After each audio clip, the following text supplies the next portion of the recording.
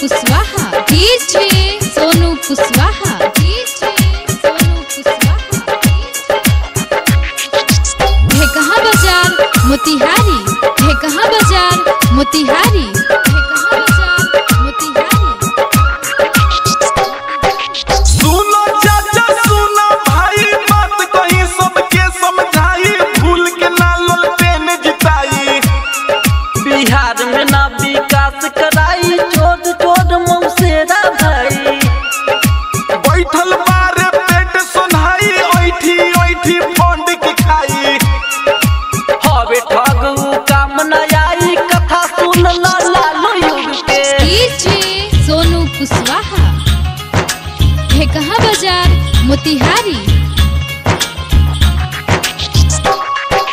बेटा तेजस्वी नौआ फैल है, लालू जादू रांची जेल है, रवरी देवी अंगूठा ठेल है।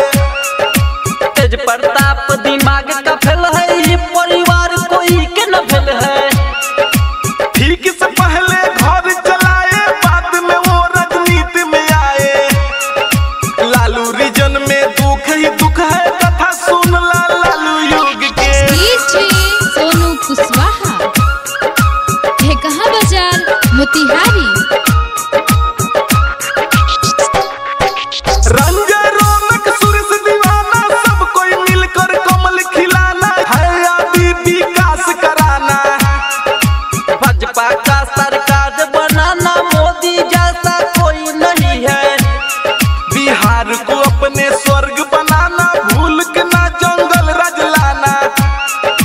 घूम घूम कर तुम समझाना, कमल छाप पर बटन दबाना।